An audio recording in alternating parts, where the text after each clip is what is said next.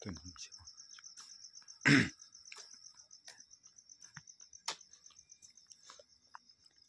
Good evening friends, आप सभी को मेरा प्रणाम, नमस्कार, जय श्री राम। तो इस वीडियो में हम लोग बात करेंगे रीट 2022 के बारे में, लेवल 1 और लेवल 2 के बारे में। ठीक है, क्या कभी फैसला नहीं आएगा और कभी स्टे नहीं हटेगा, इसके बारे में हम लोग बात करेंगे। ठीक है, आगे बढ़ने से पहले बता दूं कि रीट लेवल 1 और 2 में जो कोर्ट में केस चल रहे हैं लेवल 1 और 2 के, उनकी सुविधा के लिए मैंने एक टेलीग्राम ग्रुप बना रखा है, जिसका लिंक मैंने डिस्क्रिप्शन बॉक्स में दे रखा है। आप चाहो तो मेरा टेलीग्राम ग्रुप ज्वाइन कर सकते हो। उसमें आपको जितने भी कोर्ट में आपकी जो हियरिंग को लेकर अपडेट है, सारी की सारी मेरे टेलीग्राम ग्रुप में मिल जाएगी। ठीक है फ्रेंड्स, और आपको मेरी दी हुई जानकारी अच्छी लगे तो प्लीज़ चैनल को जरूर सब्सक्राइब करना और वीडियो को लाइक करना। हम बढ़ते हैं आगे। पहला क्वेश्चन ये है कि कभी भी फैसला नहीं आएगा और कभी, दूसरा ये कभी स्टे नहीं हटेगा, इसके बारे में हम लोग बात करेंगे। बहुत सारे लोग कमेंट करते हैं कि अब कभी स्टे नहीं हटेगा इसके ऊपर से, तो मैं बता दूं कि ऐसा नहीं है। स्टे आपका डेफिनेटली एक ना एक दिन तो हटेगा ही सही, लेकिन इसके बारे में प्रेडिक्शन करना कि स्टे किस दिन हटेगा, इसके बारे में कोई गारंटी नहीं है। इसमें 2 दिन भी लग सकते हैं, 2 महीने लग सकते हैं, 2 साल लग सकते हैं, बिल्कुल ये पॉसिबल है। इसके लिए कोई अपन कोई श्योरिटी नहीं है कि आपका स्टे हट ही जाएगा। ठीक है, स्टे को लेकर के फिलहाल ये अपडेट है कि सरकार जो अधीनस्थ बोर्ड है, उन्होंने अधीनस्थ बोर्ड ने जो सिंगल बेंच का स्टे का ऑर्डर दिया है, एक तरह से आप जजमेंट ही मानो कि स्टे पर, ज्वाइनिंग पर स्टे लगा दिया है। ठीक है, तो इसको अधीनस्थ बोर्ड डीबी में चैलेंज करेगा। डीबी में ये होता है कि वहाँ पर एक से अधिक जज साहब बैठते हैं, यानी कि 2 जज साहब उसमें बैठेंगे। ठीक है, तो पॉसिबिलिटी अगर डीबी से स्टे हटता है, ठीक है, अगर डीबी से स्टे हटता है तो उसके बाद में क्या होता है कि आपकी ज्वाइनिंग के सारे रास्ते खुल जाएंगे। और इसकी सुनवाई आपको पता 27 फरवरी को होनी है। यानी अगर 27 फरवरी को डीबी से स्टे हट जाएगा ज्वाइनिंग के ऊपर से, तो जिन लोगों की ज्वाइनिंग अभी पेंडिंग है उनकी ज्वाइनिंग हो जाएगी। यह उनका क्वेश्चन है कि जो भी लोग पूछ रहे हैं कि स्टे कभी नहीं हटेगा, तो अगर 27 फरवरी को डीबी में स्टे हट जाता है, वहाँ पर भी वैसे आर्ग्यूमेंट होंगे इसके ऊपर। जो भी वकील लोग हैं वो इसके ऊपर आर्ग्यूमेंट करेंगे। अगर जिसकी आर्ग्यूमेंट या दलील शानदार रहेगी, जोरदार रहेगी, उन्हीं के पक्ष में फैसला आएगा और स्टे हट जाएगा। ठीक है, तो 27 फरवरी को आप उम्मीद कर सकते हो कि स्टे हटने की संभावना है। और स्टे हटने के बाद में क्या होगा कि आपके लिए जो जिनकी ज्वाइनिंग पेंडिंग है उनके लिए रास्ता, जो सेवा है उनको सेवा मिल जाएगी। ठीक है, और अगर डीबी से भी स्टे नहीं हटता है तो उसके बाद में क्या होता है कि अधीनस्थ बोर्ड सुप्रीम कोर्ट में चैलेंज कर सकता है डीबी के फैसले को भी, या सिंगल बेंच के फैसले को। तो वहाँ से भी अगर स्टे नहीं हटता तो फिर आप समझ सकते हो कि चीज़ें कितनी आपके लिए कॉम्प्लिकेटेड होने वाली है।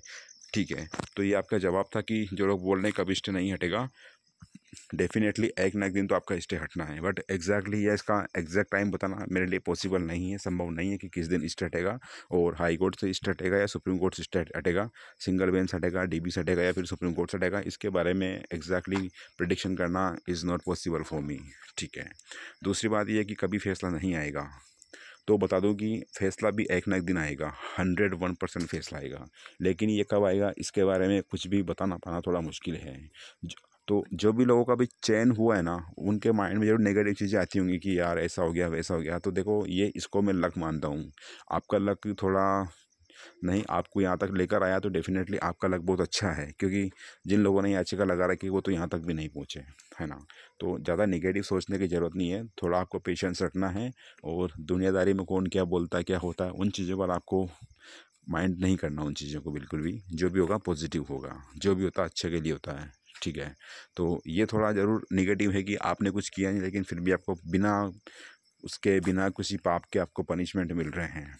ठीक है, बट क्या कर सकते हैं, ये जुडिशरी का पार्ट है, इसमें सारी चीज़ें होती है ना। अगर आचार संहिता नहीं लगती तो संभावना ये थी कि आपकी भी ज्वाइनिंग हो जाती, लेकिन आचार संहिता की वजह से आपकी ज्वाइनिंग नहीं हो पाई।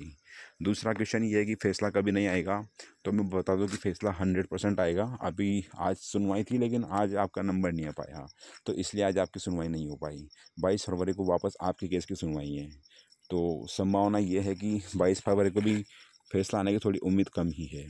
मैं आपको नेगेटिव तो नहीं बोलता, बट जो मुझे लगता है कि वास्तविकता क्या है, रियलिटी क्या है, मैं आपको वही बताता हूँ। ख्याली पुलाव बताना मेरी आदत नहीं है। ठीक है, तो यह है फ्रेंड्स की फैसला डेफिनेटली आएगा आपका, और 100% आएगा। बट आपका जो केस है ना, इस पर बहुत लंबी सुनवाई होने वाली है। बहुत लंबी सुनवाई होने का मीनिंग ये है कि कम से कम इसमें 2 से 3 घंटे चाहिए, 2 से 3 घंटे तक आर्ग्यूमेंट होंगे। उसके बाद में ही आपके इस केस के ऊपर फैसला आने की उम्मीद है। लेकिन प्रॉब्लम ये है कि कोर्ट के पास में इतना टाइम नहीं है कि वो एक ही केस को इतना टाइम दे, है ना। तो ये चीज़ सबसे बड़ी प्रॉब्लम है। दूसरी बात ये कि अधीनस्थ बोर्ड जो है अभी जो अपनी कमेटी की रिपोर्ट है, जो 22 क्वेश्चन को लेकर ऑब्जेक्शन लगाए हैं कोर्ट में, उसको लेकर के अधीनस्थ बोर्ड ने एक प्रॉपर कमेटी की रिपोर्ट हैंड ओवर नहीं करी कोर्ट में, मतलब सबमिट नहीं करवाई है ना। एक प्रॉपर कि किस क्वेश्चन में आंसर किस वजह से चेंज हुआ या उसका क्या लॉजिक है, ऐसी चीज़ें एकदम से क्लेरिफाई नहीं है। तो उसी की वजह से है कि चीज़ें बहुत ज़्यादा आपके लिए कॉम्प्लिकेटेड हो रही हैं, है ना। तो कहीं ना कहीं चीज़ें जिन लोगों ने याचिका लगा रखी है और सिलेक्शन से उनका भी नहीं हुआ, तो उनसे भी मैं ये बोलूँगा कि अगर आपके पास में दूसरे ऑप्शंस हो, जैसे कि पशु परिचर हो गया, एलडीसी होगी या अदर वैकेंसी जो भी है, उन पर आपको फोकस करना चाहिए, क्योंकि ये वैकेंसी बहुत लंबी जाने वाली है, ये केस बहुत लंबा जाने वाला है। इसमें सबसे बड़ी प्रॉब्लम ये है कि स्टूडेंट तो हार मानेंगे नहीं, जो भी स्टूडेंट के लॉयर हैं वो तो हार मानेंगे नहीं, और अधीनस्थ बोर्ड भी हार नहीं मान रहा, क्योंकि अधीनस्थ बोर्ड के पास में अभी पर्याप्त सफिशेंट अमाउंट में नंबर ऑफ वैकेंसीज नहीं है कि ताकि कोर्ट को ये सेटिस्फाई कर सके कि अगर ये लोग केस जीतेंगे, जिन लोग जो पिटिशनर हैं, अगर ये लोग केस जीतेंगे तो इनकी ज्वाइनिंग हो जाएगी। इसका रिस्पॉन्ड या इसका आंसर कोर्ट के पास, अधीनस्थ बोर्ड के पास में नहीं है, इसीलिए सारी चीज़ें कॉम्प्लिकेटेड होती जा रही है। बट आपको निगेटिव नहीं सोचना है, जो भी होगा अच्छे के लिए होगा। मैं 5 से 7 नंबर के पहले ही बोल रहा था आपको कि 5 से 7 नंबर बढ़ने की पूरी संभावना है। हालांकि जो अधिवक्ता जी हैं जिनसे हम कांटेक्ट में हैं, या मैं खुद भी कोर्ट में जाता हूं कभी, तो वो तो बोलते हैं कि 6 से 7 क्वेश्चन के नंबर मिलने की संभावना है। 7 क्वेश्चन का मतलब हुआ कि 14 नंबर, है ना। अब आप देख सकते हो कि 14 नंबर में कितनी चीज़ें ऊपर नीचे हो जाएंगी।